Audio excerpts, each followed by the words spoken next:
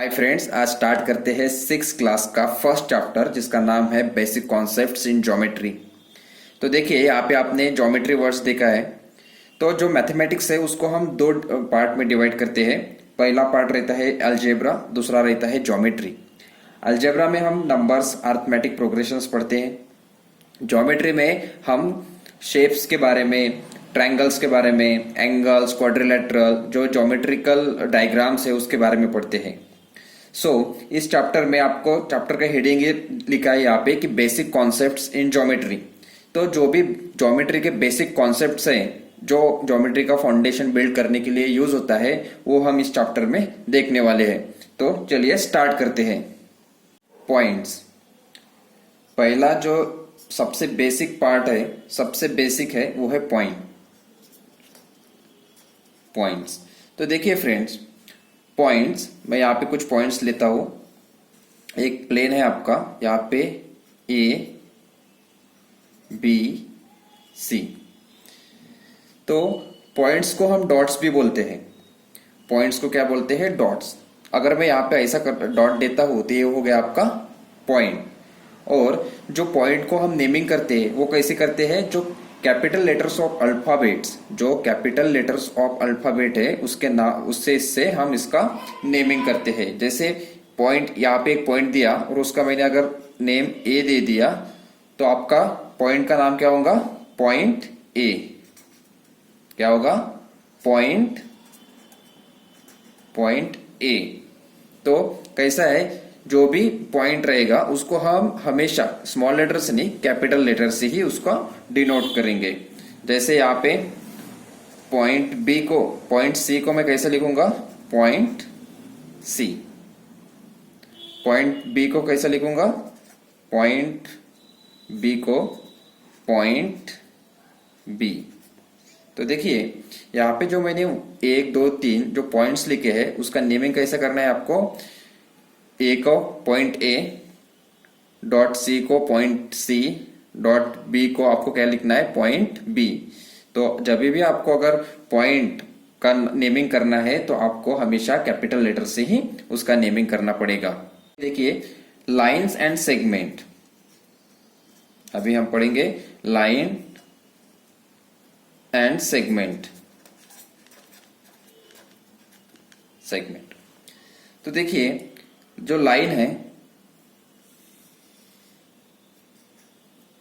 ये आपकी, ये लाइन हो गई, इसका एरो है, यहाँ पे कोई उसका लिमिटेड यानी एंड फॉर्म नहीं है, वो अनलिमिटेड है। ये बढ़ती जाएंगे, इसका ना कोई लिमिट है ना कोई इसका कुछ एंड पॉइंट है। जो ऐसे लाइन रहते हैं उसको हम बोलते हैं लाइन, जो मराठी में उसको बोलते हैं रेशा। तो इसका कुछ भी, इसका अंत नहीं है, ये बढ़ती जाएंगी, ये बढ़ती जाएंगी। जैसे ही मैं यहाँ पे अगर कुछ 2 पॉइंट रखता हूं, 2 डिस्टिंक्ट पॉइंट, और उसको अगर मैं ए और बी नाम देता हूं तो आपका क्या हो जाएगा? सेगमेंट। आपका क्या हो जाएगा? सेगमेंट। लेकिन ये लाइन रहेगी, लाइन का एक छोटा सा सेगमेंट हो जाएगा, जैसे कि A B, A B. Line को हम हमेशा एल से डिनोट करते हैं। सेगमेंट को आपको क्या करना पड़ेगा, क्योंकि यहाँ पे एंड पॉइंट है ए और बी, इसका क्या है? एंड पॉइंट है।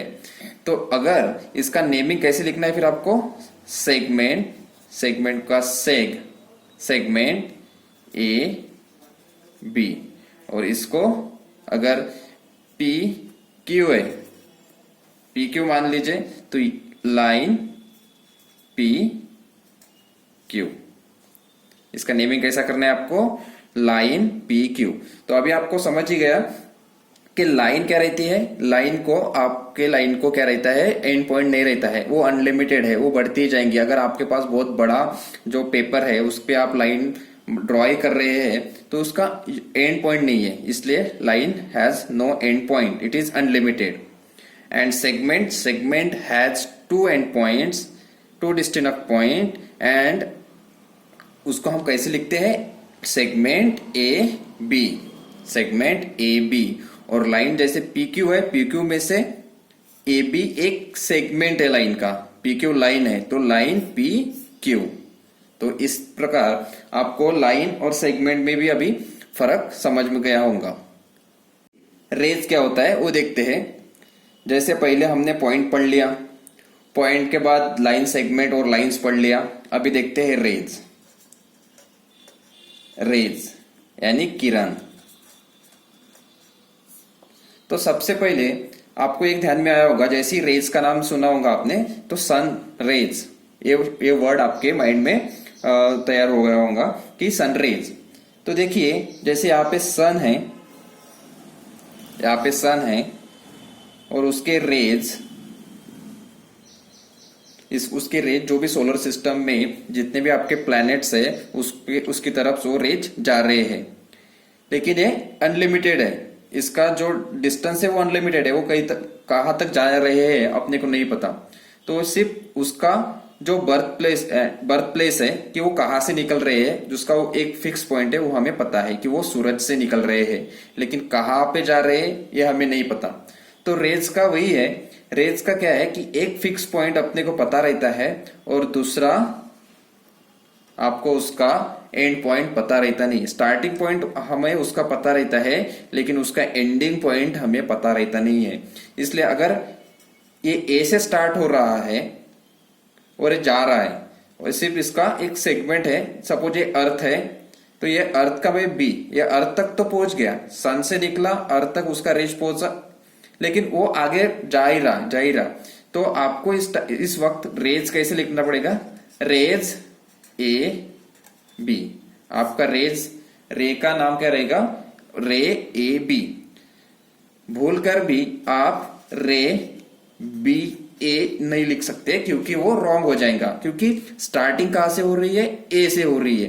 तो ए सबसे पहले ही लिखना पड़ेगा। जो रे है वो, इसका मतलब क्या रहेगा? जो रे है वो ए से निकला है और बी तक पहुंचा है। क्या है? ए से निकला है और बी से पहुंचा है। और इसका मीनिंग क्या हो जाएगा? रे बी से निकला है और ए से पहुंचा है, लेकिन यहाँ पे ये रॉन्ग स्टेटमेंट हो जाएगा। इसलिए आपको प्रॉपर तरीके से ध्यान रखना है कि जो रे है उसका स्टार्टिंग पॉइंट हमेशा पहले लिख के जो भी पॉइंट बीच में रहेगा उसको लिखना है, इसका एंड पॉइंट नहीं है। तो अभी मैं आशा करता हूं कि आपको रेज भी समझ गया होगा। उसके बाद में कुछ एंटिटी है, वो क्या है? तो अभी हम पढ़ते हैं। An infinite number of lines can be drawn from one point. Can be drawn from one point. तो देखिए जैसे मैं एक पॉइंट लेता हूं तो इससे हम infinite number of lines draw कर सकते हैं। तो देखिए वन लाइन हो गई, two lines, three lines, sorry four lines, five lines, six lines, seven lines, eight lines. तो ये जो पॉइंट्स है इससे हम infinite numbers of line draw कर सकते हैं। ये हमेशा आपको याद रखना पड़ेगा कि एक पॉइंट से हम अनलिमिटेड लाइन ड्रॉ कर सकते हैं, अनलिमिटेड लाइंस ड्रॉ कर सकते हैं एक पॉइंट से। तो यही इसी रूल का मीनिंग है। An infinite numbers of line can be drawn from one point। तो अभी देखते हैं when। अभी दूसरा क्या यहाँ पे क्या बताया कि when two or more lines, when two or more lines passes through same point, two or more line passes through same point, they are called concurrent line। तो देखिए यहाँ पे L M N O P, यहाँ पे O। तो देखिए यहाँ इस O से कितनी लाइंस जा रही है? 1 2 3 4। तो एक ही पॉइंट से, एक सेम पॉइंट से टू और मोर देन टू लाइंस अगर पास होती है तो उसे, वो लाइन को हम क्या कहते हैं? कॉन्करेंट। तो ये कौन सी लाइंस हो गई? Line M L N P क्या हो गई है? Concurrent lines. और जो कॉमन पॉइंट है उसे हम क्या कहते हैं? Point of convergence, point of concurrence, sorry, point of concurrence. तो जो कॉमन पॉइंट है उसे हम कहते हैं पॉइंट ऑफ कॉन्करेंस, और जो लाइंस है जो सेम पॉइंट से निकल रही है उसे हम कहते हैं कॉन्करेंट लाइंस। तो अभी आपको ये आइडेंटिटी भी समझ में आ गई होंगी। और एक देखते हैं कि one and only one line can be drawn through any two distinct point. अगर, तो देखिए 1, 2, ये 2 डिस्टिंक्ट पॉइंट से मैं सिर्फ एक ही लाइन ड्रॉ कर सकता हूं। ये 2 डिस्टिंक्ट पॉइंट से सिर्फ मैं एक ही लाइन ड्रॉ कर सकता हूं, और ये हमारा बन जाएगा सेगमेंट, सेग ए बी। तो देखिए 2 डिस्टिंक्ट पॉइंट से सिर्फ हम एक ही लाइन ड्रॉ कर सकते हैं। तो ये आपको भी ये भी ध्यान रखना पड़ेगा, एक पॉइंट से हम अनलिमिटेड लाइन ड्रॉ कर सकते हैं, लेकिन 2 डिस्टिंक्ट पॉइंट से सिर्फ हम एक ही लाइन ड्रॉ कर सकते हैं फ्रेंड्स। और देखते हैं, हमें कुछ यहाँ पे ये प्लेन है, इसमें मैं कुछ पॉइंट्स लेता हूं, 1, 2, 3, 4, 5, 6। तो देखिए ये पॉइंट्स लेने के बाद अगर 3 और more points which lie on a single straight line are called collinear points. तो अगर 3 या 3 से ज्यादा पॉइंट एक स्ट्रेट लाइन पे रहते हैं तो उसे हम क्या बोलते हैं, कोलिनियर पॉइंट्स। तो देखिए यहां पे मैं अगर एक स्ट्रेट लाइन ड्रॉ करता हूं तो आपके इस पे कौन से 3 पॉइंट हैं। अगर मैं इसको नेमिंग करता हूं A, B, C, तो D, E, F। तो आपके स्ट्रेट लाइन पे कौन से 3 पॉइंट्स हैं, 1, A, B, C। तो कोलिनियर पॉइंट्स कौन से हो गए, तो यहां पे आपको लिखना पड़ेगा कोलिनियर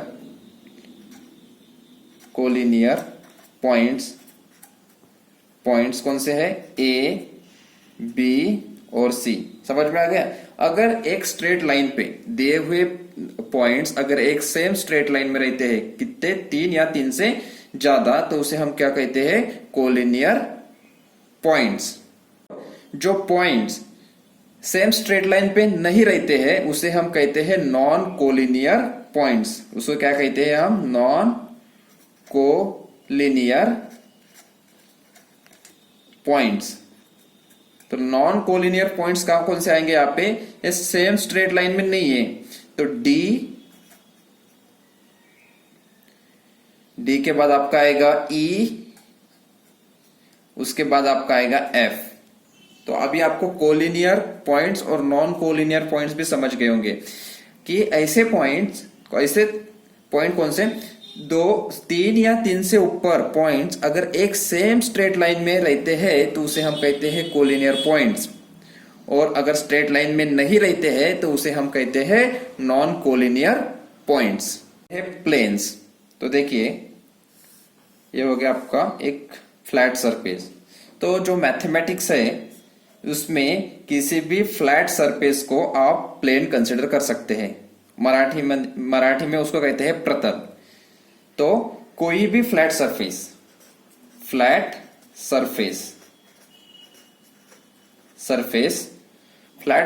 को हम क्या कहते हैं, प्लेन। और प्लेन में फिर हम लाइन ड्रॉ कर सकते हैं, जैसे पॉइंट रख सकते हैं या कुछ लाइन ड्रॉ कर सकते हैं। तो जो भी फ्लैट सरफेस है उसको हम क्या कहते हैं, प्लेन।